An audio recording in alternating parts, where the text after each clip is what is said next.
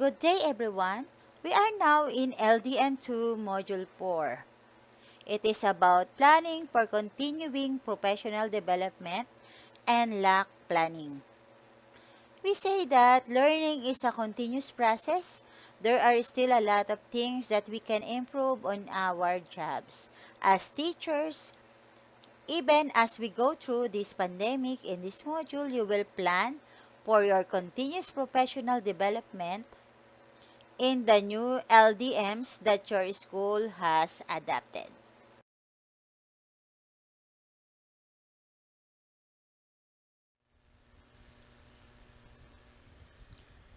In Lesson 1, it is about reflecting on professional life and development. By the end of this module, you will be able to carry out your plan for your continuing PD.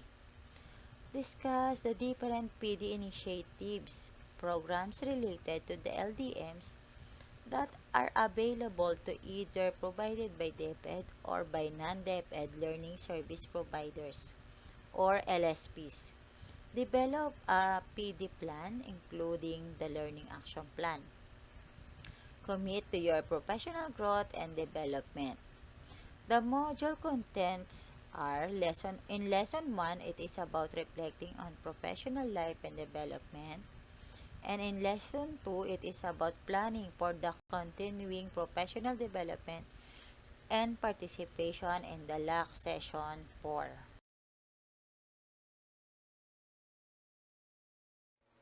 For the activity 1, you are going to assess your current capabilities and skill using the professional self-assessment questionnaire.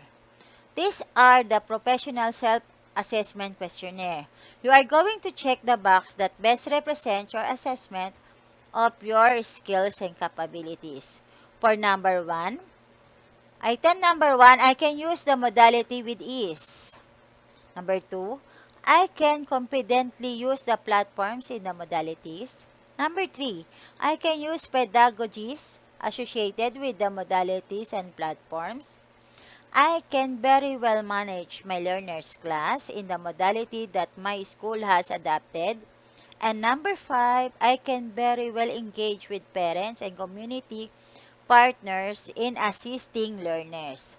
Are you strongly agree, disagree, and strongly disagree?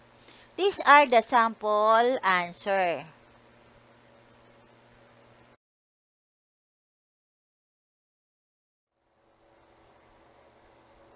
For activity 2, lesson 1, we need to revisit the Philippine Professional Standards for Teachers, or PPST. It is found in the LDM2 course overview. Reflect on your self-assessment from activity 1. What particular professional standards in the PPST do you need to focus on to effectively use the LDMs in relation to the content and pedagogy of learning areas you are teaching? Write your answer and other insights in your study notebook.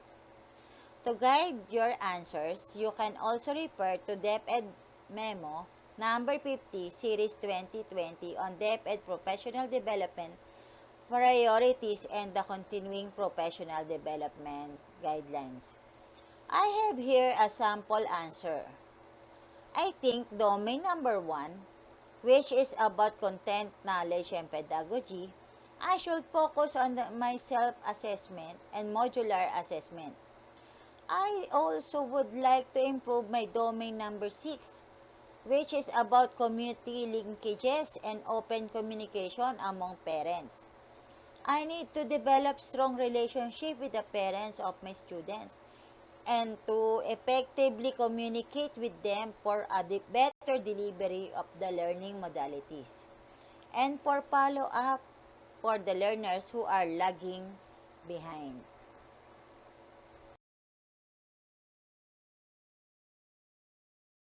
This is the table 1.1 in professional development or PD, priorities for teachers for school year 2020 to 2023.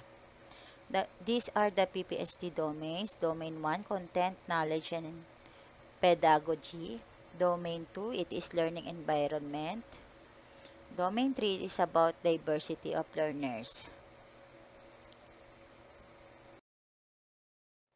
For activity 3, answer the following question by constructing and filling out the table in your study notebook. How do you envision your teaching practice in the next few months as you can use the LDM adopted by your school? What is your goal in terms of your teaching practices in the modalities? What motivates you to achieve this goal? What do you think will help you attain this goal? So this is the sample answer. What is your goal toward improving your teaching practices in the modalities? Sample answer, to produce quality output, learners ready and fully equipped, can make the best lesson for the new normal class, provide the quality modules for the student in the modular distance learning, this new normal. What will you push to achieve this goal? So to achieve this goal, I want to improve my teaching strategies and practices, learning to unpacking and combining the milk, applying the assessment tool in choosing learning resources for the modules. What will help you to attain this goal? So to attain this goal, I want to continue my professional development, study and apply the milk given by DepEd, creating account in the LRMDS and DepEd Commons. Now, we are done in Lesson 1. Good job! You are now done with Lesson 1. You may now proceed to Lesson 2 and learn more about planning for the continuing PD and participation in the LAC.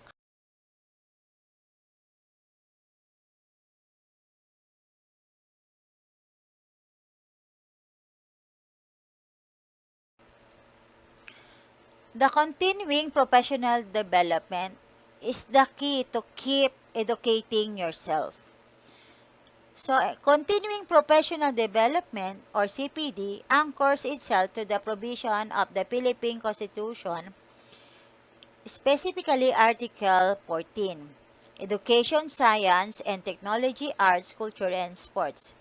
In Section 5.4, which states, the state shall enhance the right of teachers to professional advancement.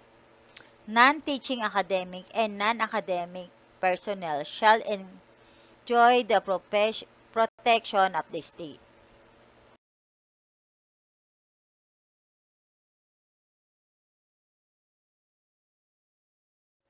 In the Code of Ethics for Teachers, Section 3, Article 4 states, every teacher shall participate in the continuing professional education or CPE program of the PRC.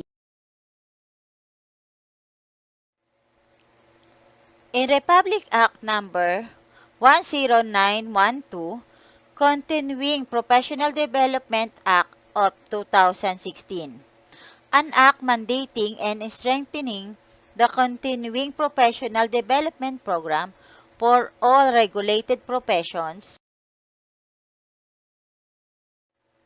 CPD is a continuing professional development that refers to the process of tracking and documenting the skills, knowledge, and experience that you gain both formally and informally as you work. Beyond any initial training, it's a record of what you experience, learn, and then apply.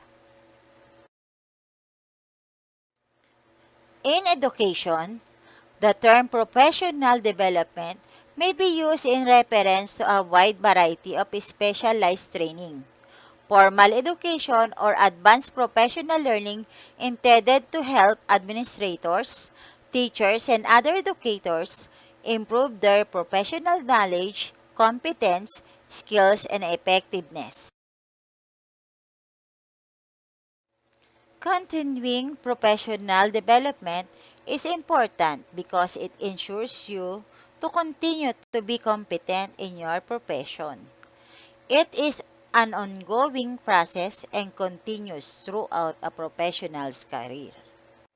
Continuing professional development refers to the inculcation of advanced knowledge, skills, and ethical values in a post-licensure specialization or in an inter or multidisciplinary field of study for assimilation into professional practice, self-directed research, and or lifelong learning.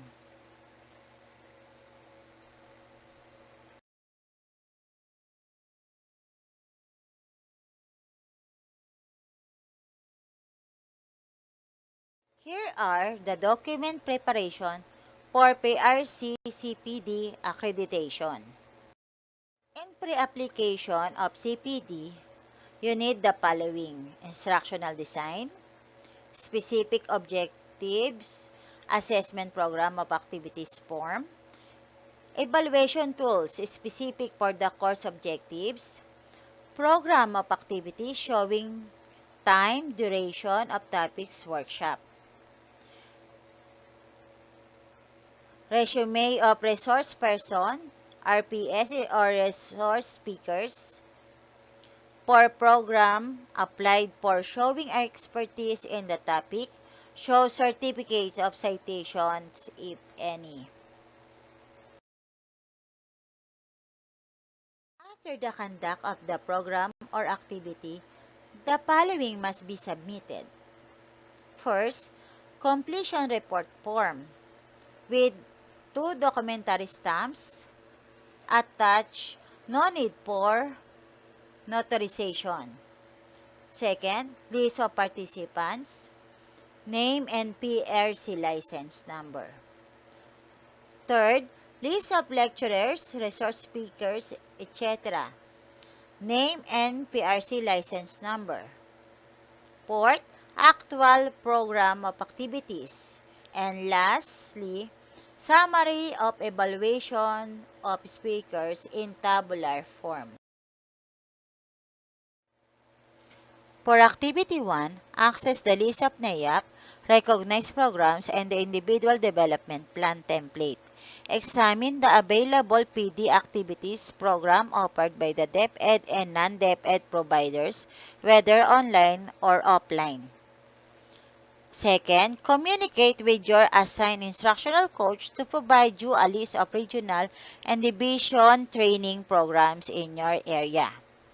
And lastly, accomplish the individual development plan template by repairing from your output in Lesson 1, Activity 3 of this module. The National Educators Academy of the Philippines, or NAIAP, responds to the demand for professional competence as well as management and leadership. Excellence in the educational community. To fulfill this mandate, there are 3 components. First is the training and development component. Second is the program and development component. And lastly, research and development component.